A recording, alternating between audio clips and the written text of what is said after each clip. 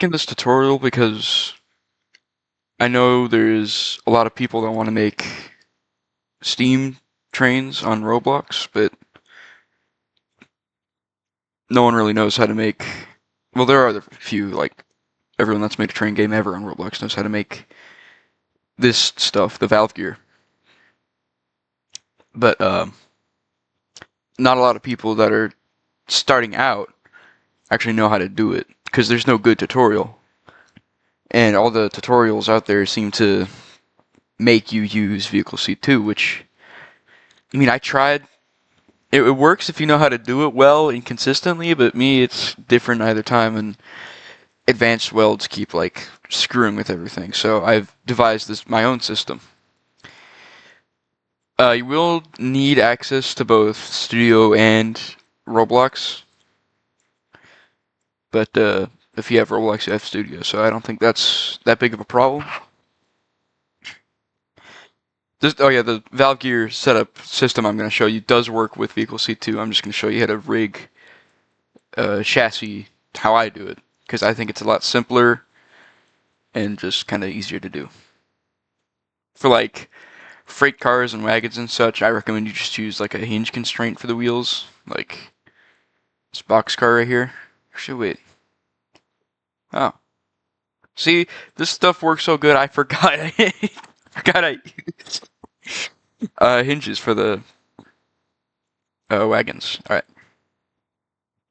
So what I did is I made this in whimsical building, so that these two um, these two wheels are hinged to the axle right here. So what I found out is when you import a vehicle to Studio, it works fine. You can resize the wheels and everything, but you cannot remove the wheels from the chassis, which is you kind of need to do that if you're building a train or any kind of vehicle. Like you need to I don't know, but for me, I need to do it to make sure everything works. So yeah. But if you have an axle that is already connected to the wheels, you can size them however you want and have no problems. And yeah, that works. These could, all you really need to do to get these to move is hook up a vehicle seat to them. So yeah, I'm just gonna make a quick 6-wheel chassis real quick.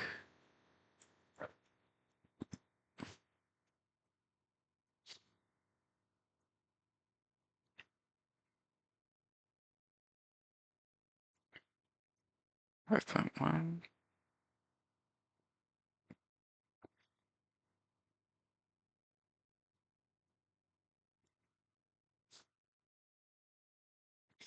I'm gonna change that. Yeah, this still works just as well as Vehicle C2, if not better, because I had to rig this chassis for a friend who couldn't get their Vehicle C2 to work. So, yeah, from what I know, it works pretty well. Um, I mean, yeah, this is a lot more beginner friendly because Vehicle C2 to me, when I was starting out, seemed unnecessarily complicated, but I mean, that's like what you had to do.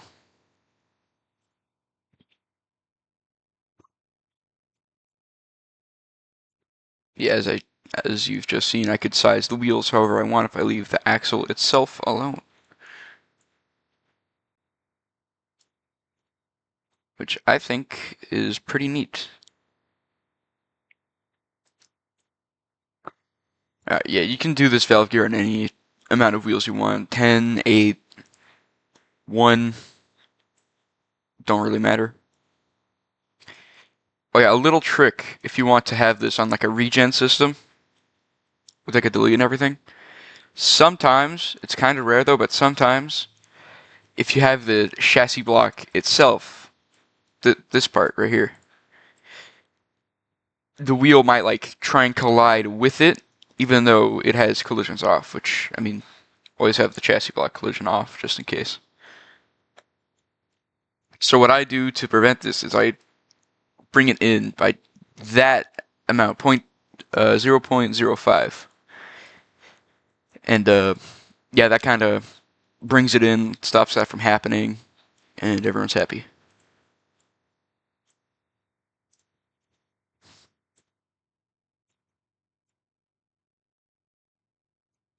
Oh yeah, for better running, make sure the chassis block is um, made out of metal or very heavy. I just make it out of metal because it's easier. Alright. Oh yeah, another very important thing. If I can like steal some from here. Here we go. Gliders. I'll just show you how to make them. I have seen people. There are two types of gliders from what I've gathered. The more simpler ones are these. It's just oh yeah, gliders are what keep the train on the track so it doesn't veer off. Yeah, so the types I have seen are this type, where it's just a circle, it works great. And another type is one I used to use a long time ago, where it was two balls like this. Which I mean, I guess that's more realistic considering there's an open space, but for me, I don't really mind nor care because you could just have, like, say, a level crossing or road crossing. You could just have this part not have collision, and it'll work fine. But yeah. Oh yeah, a trick for better running. Make this out of ice, so it slides on the rails if it ever touches them. Again, it's something you could probably just mess with in the property slider, but I started out on whimsical. Oh yeah, vehicle seats. To get sounds on vehicle seats, it's pretty easy. You can like take them off a Cool Beans Railway 3 engine. I think that's how I got mine. Any like pre-existing Thomas and or just steam engine you could rip the seat from and change the sound effects yourself from either the sound effects library, but I mean, I never really find what I need from there. Oh, okay, yeah, so once you got your vehicle seat in place, this is like your basic chassis. You could use this for any drivable train. You got your gliders, you got your wheels, you got your seat. Now you want to make sure everything's unanchored. Alright. And then you want to select the vehicle seat. Hold Alt Control to select the axle on each wheel or wheel set. Then hold down Control to select the gliders so everything's welded. Oh, and the chassis block, don't forget that. Then brake welds, and if you think there's something there, which I kind of do it out of habit, then... Oh yeah, I'm using B-tool welds. This will still work fine with like weld constraints. I just find B-tool weld to be better. But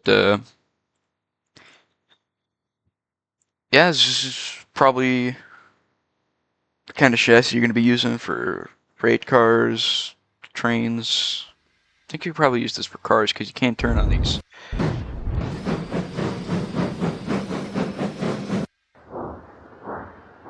This is kind of loud, so I'm going to turn down my volume. But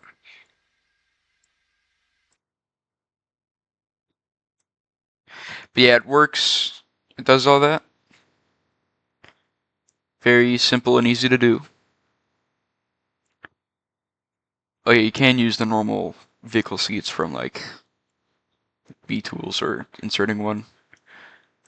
But yeah, it works. Now on to the cool part, the valve gear. Now, you can just spawn in a cylinder.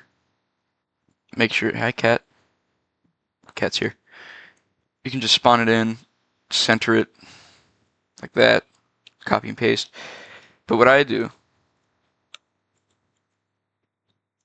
I grab the wheel sets, I delete the wheels, and I keep the axles, because these are just normal parts now. They're not attached to anything. And they're already centered to the wheels, so I can just kind of put them in like that.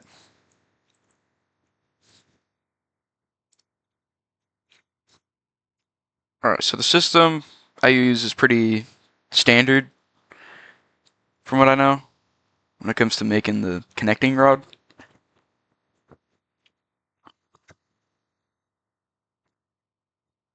But instead of having this piece inside, which I'll show you what it's for in just a sec.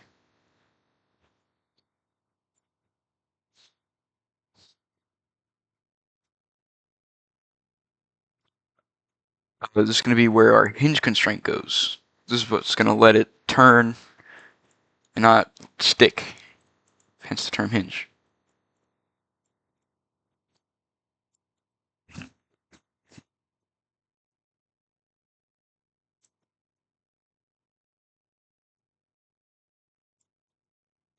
So once you got all that done, oh yeah, Alt D to see placed constraints.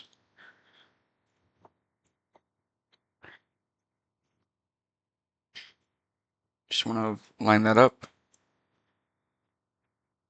And then you want to weld this part, the part that's touching the wheel and or inside the wheel. It'll still work fine if collisions are off. You want to weld that to the wheel. So that way this turns with this and that hinges off that. So what we've made is a part called the crank pin, which yeah.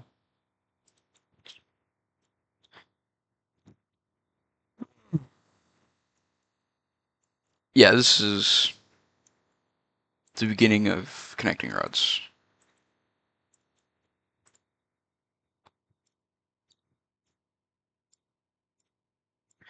You don't have to make these out of metal. You can make them like cherry pink. No one will really care what color you make them.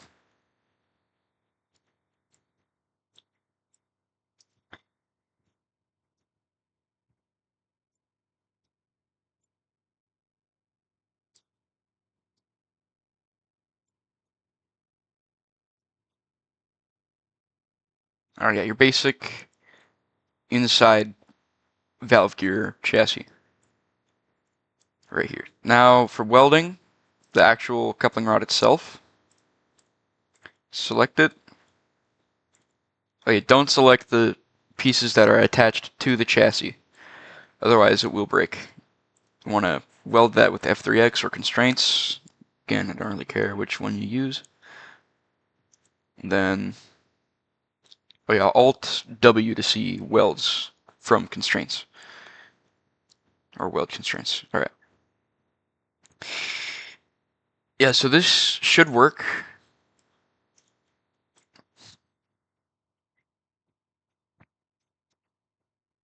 I might have... Whoa. I do not think I unanchored. Yeah. But yeah, as you can see, it would work. Just let me... Yeah, I left this anchored, but it's okay to mess up like 90 times per locomotive I build.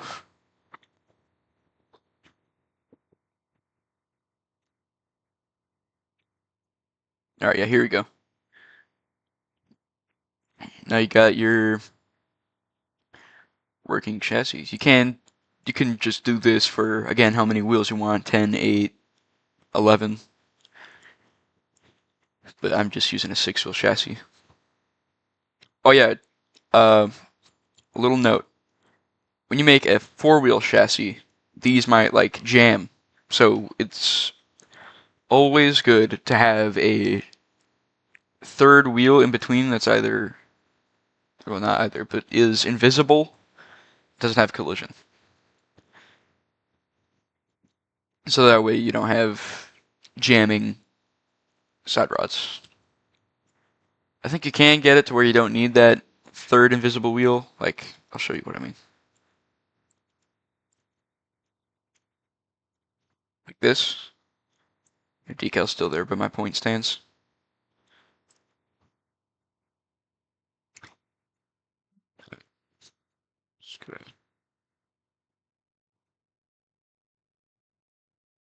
Okay.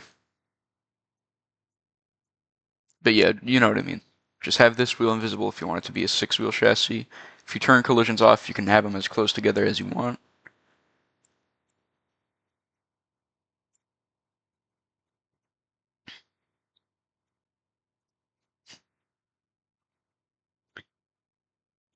But yeah, that's your basic coupling rod. Now for the actual the second part, the piston rod. I think I don't know the terms exactly. Uh, I'll put up a caption in post.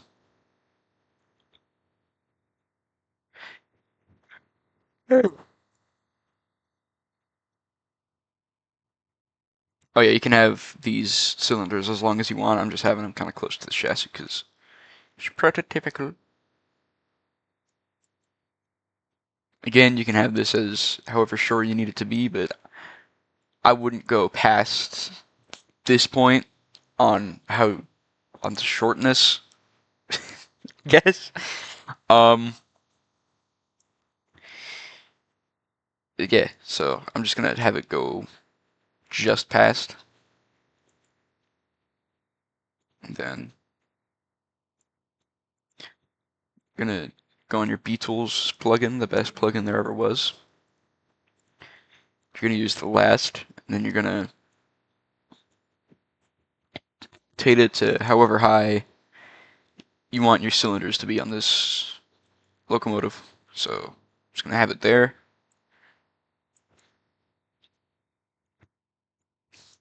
Again, this is gonna be changed however you want it. Now you're gonna make this thinner, then you're gonna have two.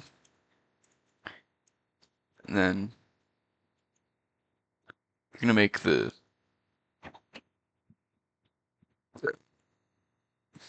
part that goes into the piston. So I'm gonna level this.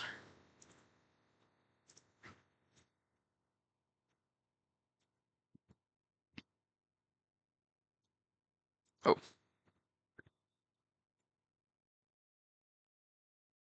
then this is gonna be the part that goes into the cylinder or piston, however you want to call it.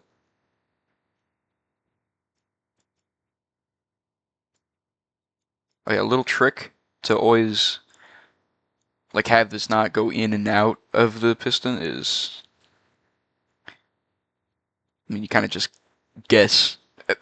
There's no trick, just guess.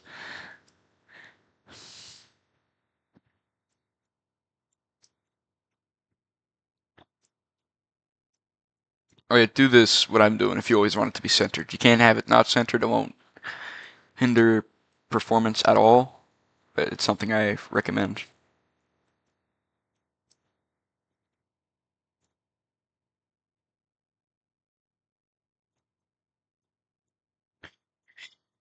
Alright, so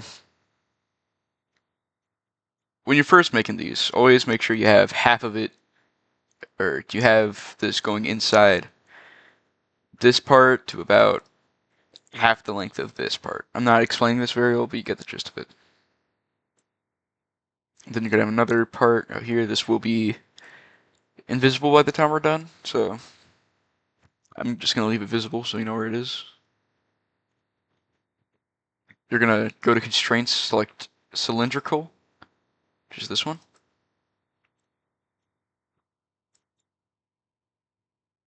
Put it right there. Oh, no, that's not the right part. Gonna get your constraint again. These two are gonna be constrained to one another. This is gonna be welded to the chassis block. This is gonna be welded to a different part. Oh yeah, I should probably do the other constraints. You're going to put another hinge right here.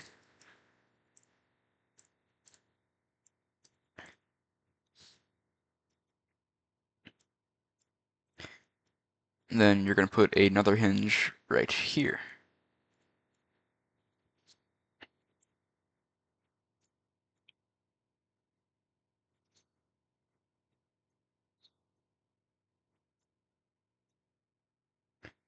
Oh yeah, grouping helps a lot when you're making this. So group this part, group these three parts right here. You got half of this cylinder grouped to this. Group that so you don't accidentally select it, and then you're going to group. Actually, no, not yet, but you are going to group that in future.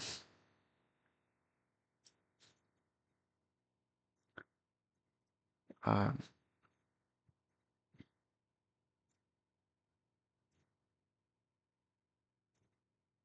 Make sure pretty much all your rods have collision off. Because I have played a few train games on Roblox where if you touch these things, you will go flying. So that's not something I don't want to have, but you can choose to have them on for realism, I guess. But you know what I mean. All right, now weld this. This is more or less just cosmetic. You can get rid of this if you want, but I'm gonna keep it. So weld these two to the chassis block. Weld all this together. Weld these two together. So now, in theory, this should work.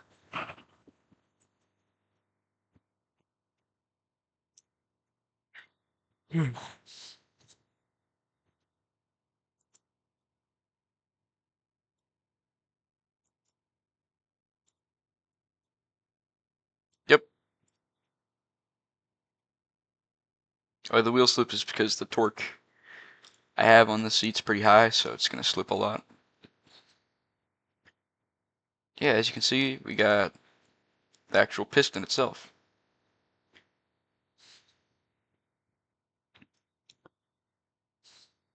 I'm gonna do a little cosmetic work. Alright,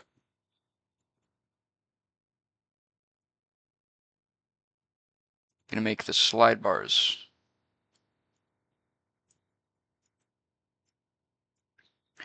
which are the parts the crosshead slides on.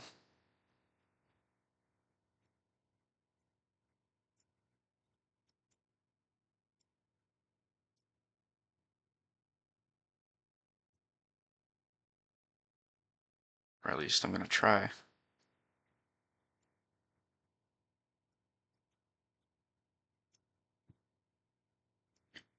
Have this centered to this slide bar if you're just starting out, so that way it doesn't like leave.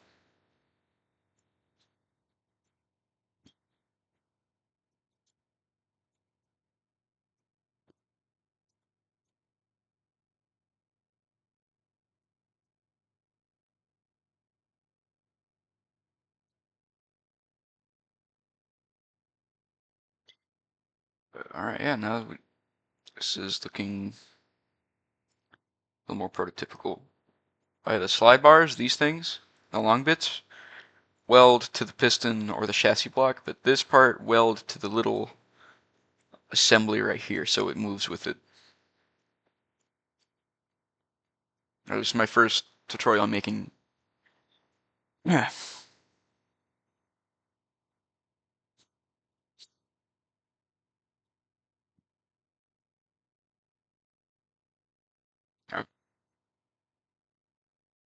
Now you got your simple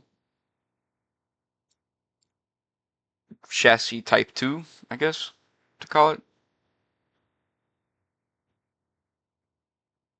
So you got your piston, you got your piston rod, the connecting rod.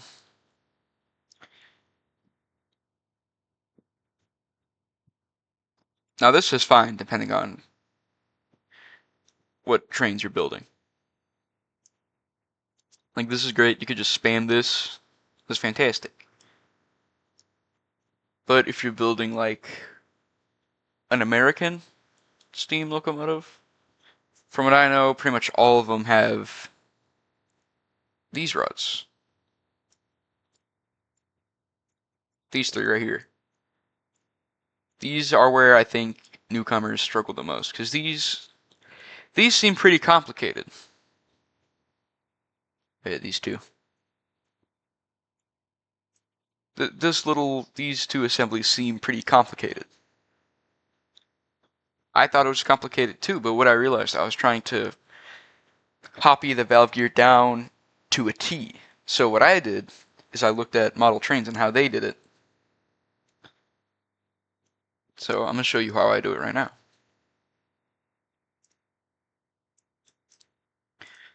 Always double check to make sure you don't got any constraints on a copied cylinder.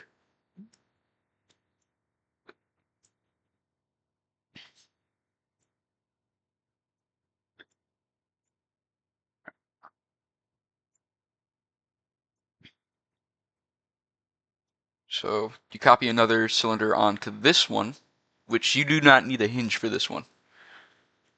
You can add one to be like, I don't know, consistent, I guess. But you do not need it. Then you're going to copy another cylinder right here.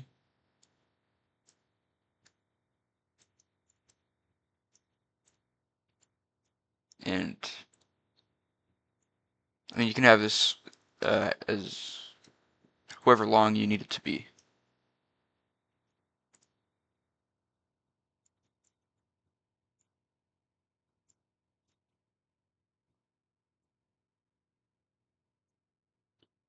can change the thickness, the width, whatever. This is just the basic design.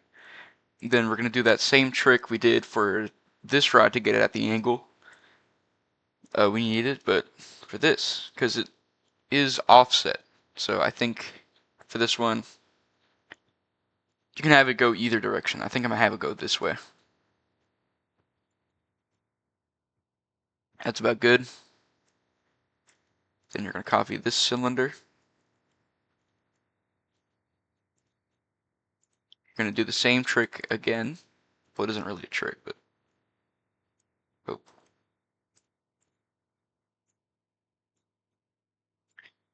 Going to do that.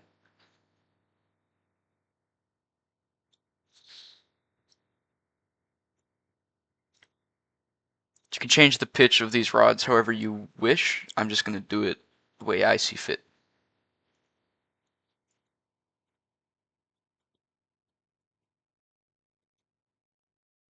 Going to copy this piece over.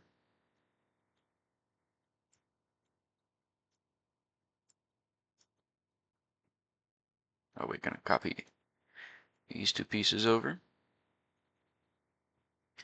Going to do the same thing again.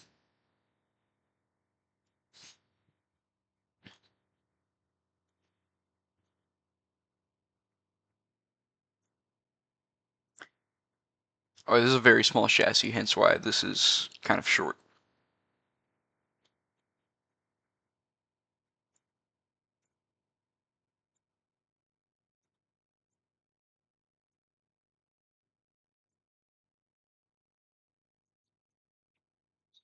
Alright, that's the first assembly made.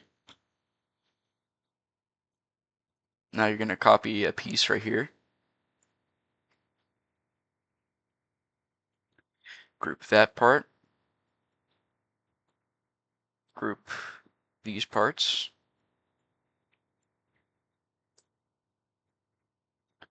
Now we're going to add the hinges.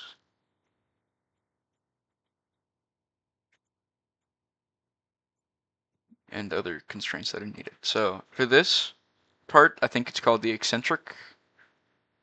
I don't know, I'll put the terms up on screen. You're going to get a weld constraint. Weld this part to the wheel itself, or to this part. I'm welding it directly to the wheel because it's I don't know, there's no real difference. Then you're gonna get your hinge, weld this to that. Weld, no, you're gonna hinge this onto that. Then one last hinge right here. Perfect. Now that's the first little assembly done.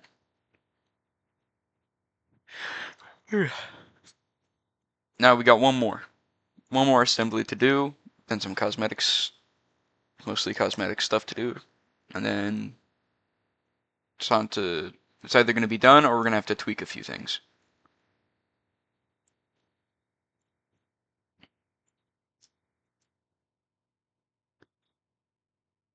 If you're going for replicas, you're going to have to tweak a few things. Put a cylinder right there, because that's going to be a future hinge. Duplicate that.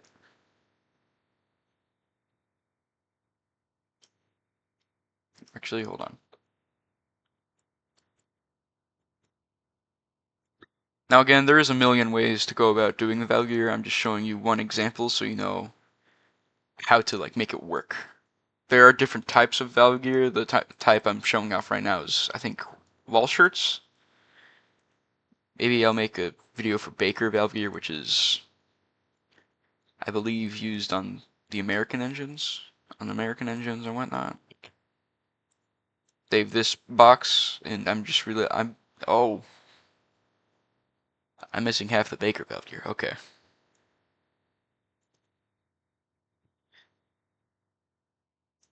But yeah, Baker valvegear, I'll put a picture up on screen to show you. There's, I think, a website called valvegear.com or something that has diagrams on how the different types work. So if I'll put a link to it in either like the description or comments.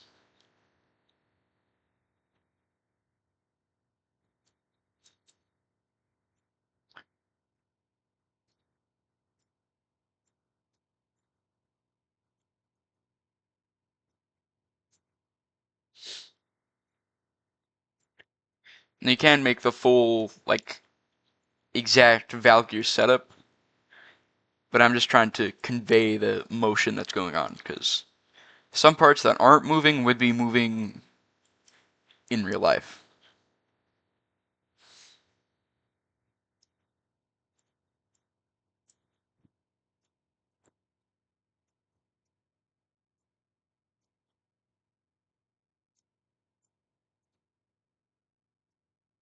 Okay. This doesn't have to extend all the way to the chassis. I'm just choosing to have it that way. All right, now group these pieces together. Then do the same for this one. Then group the crosshead parts together. You can group it with this assembly also because they're all going to be welded together, so I'm going to do that. All right. Now we're going to add our hinges to these parts. Oh, yeah, to make sure you always have your hinge centered, I recommend having a large increment. So like one stud, make sure they're always centered. That might not be how it worked, but it's been working for me, so yeah.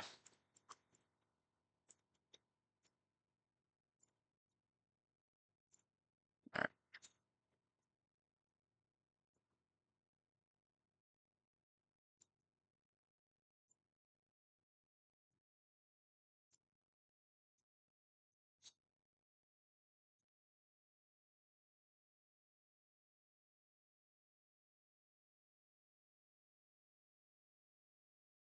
So this part and this hinge to the chassis block. Then you're gonna go over and weld all these pieces together. Not like together, but like as their own individual group. And weld that group. And then I think we're almost done here. Now for the valve.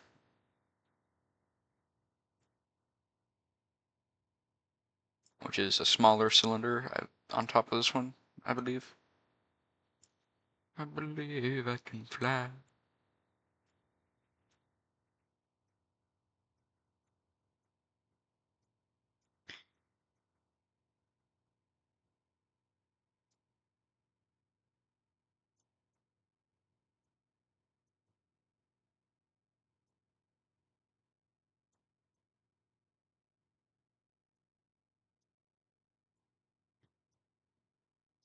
Now this, if you really wanted to, you could have this on this part on a hinge, and this be another cylindrical to be even more realistic. For me, I don't really bother. I'm actually trying to have this whole assembly welded to this. I know it's probably not going to look the best, but I mean, why not? I always double check for hinge constraints that are out and about.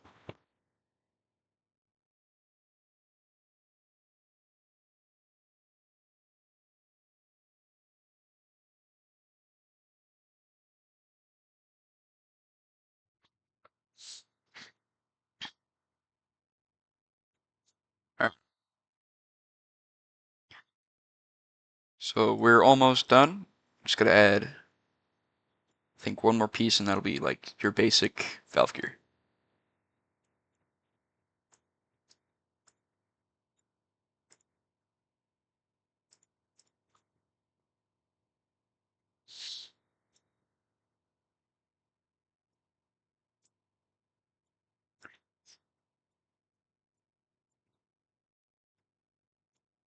Extend that. Again, to reiterate, you can use. I don't know if you could use advanced weld scripts, but I either recommend 3x building tools welds or weld constraints. This is how many hinges your end result should have. So we got pretty much the full Welshardt's valve gear setup. Well, not full, but we got like a representation of it. That's what I was going for. I'm going for representations, not actual valve gear. So I hope this works first try. But I know I'm probably gonna have to do some tinkering with it. Gretchen. Oh, yep. So this means there's usually some that's got welded to something that shouldn't have been welded to. Or something that shouldn't have been welded to something. I am not doing a... Alright, so if you have an issue like that, go over all of these, break the welds, and then add new ones. It may seem daunting, but if you have F3X and you grouped everything together, it won't take much time at all.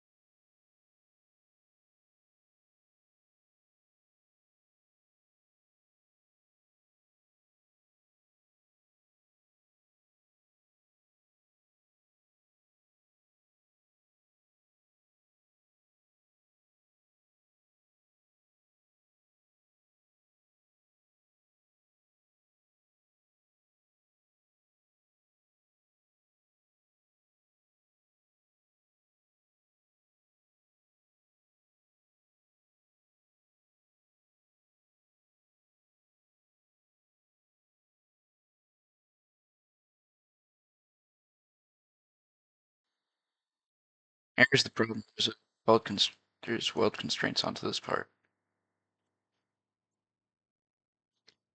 Always make sure there's no constraints that are out and about. That is valuable knowledge from me, John Trains.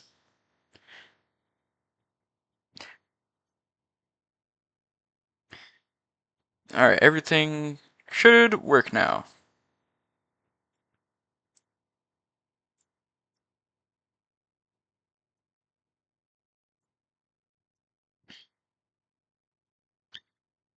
Should.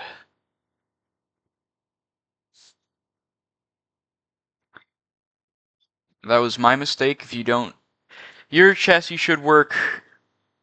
I forgot to weld the rods together. Um, so saying your chassis should work. First try if you don't forget to check, or if you, yeah, your chassis should work first try if you remember to check for stuff that shouldn't be welded. But yeah, I think the chassis will work now. So let's give it a roll.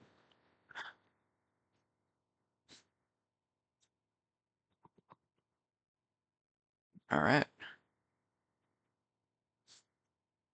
Yep, it's working. And just as I theorized, that part looks bad. Um,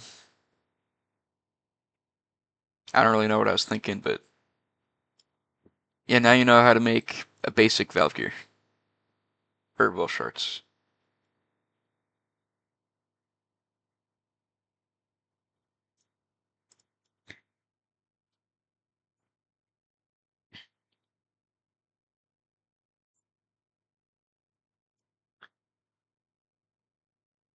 Oh yeah, don't do that part. Don't do that.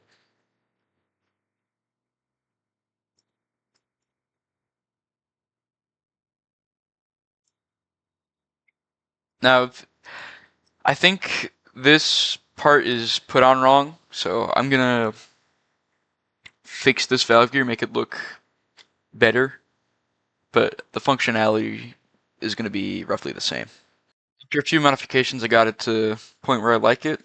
This is still not the best, but this part's always tricky for me. I moved the actual hinge part down a little bit as to be more realistic. But yeah, this is pretty much Walshart's valve gear.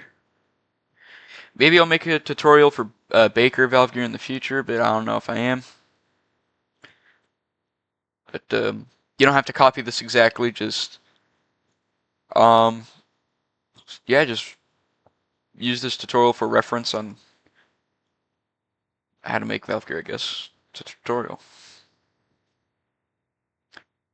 Oh yeah, playing my game, Certified Railroad, making it with my friend Sprinkler Studios. It'll be pretty cool if you played it. Oh shit. But I mean, yeah, I don't got too much to say now. Now that this works.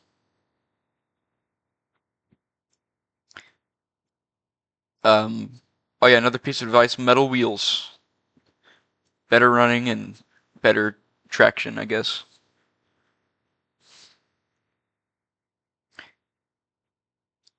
All right, yeah, that's valve gear. Thank you for watching. I hope you use this. I know my narration wasn't the best, so